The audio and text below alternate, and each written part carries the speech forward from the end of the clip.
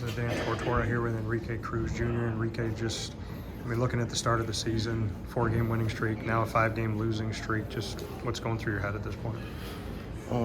Just to do whatever we gotta do, just to bring it back and get back to where we were. How do you do that? How do you turn the corner right now? It might be hard, but we just gotta just keep our heads up and just come to practice every day with the mindset and intensity that we're done with this. No more losing. Beating yourself, when we look at penalties, there was a 1 drive in the second half, 2 false starts, and then another penalty after that, 4 penalties in 5 plays. Just how a team corrects mental mistakes like that. That right there is me corrected in practice.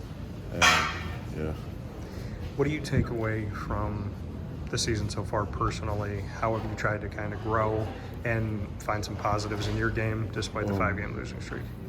For it being my first season, I think I've definitely grown from the first game to the 9th game.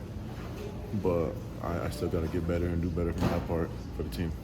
The offensive line's had some injuries. Guys have had to come in and out. How have you seen the guys next to you kind of just work through the aches and pains and the adversity?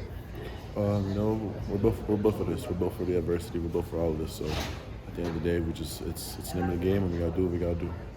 Have you had moments of adversity in your career before leading into your time at Syracuse that you can maybe kind of go back to and use as inspiration right now? Oh, yeah, definitely. I've definitely had a lot of adversity in my career and my life that I could definitely use right now for inspiration that has kept me going and will keep me going. What are some of those moments that you can kind of use as your inspiration? So I have a ton.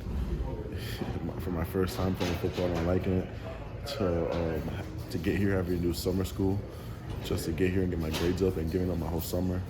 So my grandma having breast cancer, and she fought it and she got through it thankfully. But just some of the stuff that you gotta go through and just fight. I've known you and your family for a long time. What's the message from your family in moments like this? My family loves me. They always tell me I did good and just keep your head up and stuff. I talk to my family every day and stuff, so we're very close. And they just tell me, just keep your head up. Just don't let yourself down. I got to meet Grandma a few weeks ago, and you said she fought breast cancer and she won. Just what that meant to you to see something like that. It meant the world to me. That's a true definition of strength. She's a 2-time breast cancer survivor. It's a true definition of strength, and I can't even compare to her strength. And I just try to be as strong as her every day. And your little brother is having himself some positivity. Yeah. Do you find, even though you're going through some adversity now, do you find happiness in seeing what he's doing? Yeah, my little brother's going crazy right now. That's my boy. I always find happiness seeing everyone in my family succeed around me. And just a final note, seeing Dwight Freeney come back in here, a Syracuse legend, NFL legend, to see somebody like that walk into the Dome and know that he went through the same tunnel that you went through, just what that means. It means a lot to me. It really puts in perspective what we're out here for and what we're trying to get to.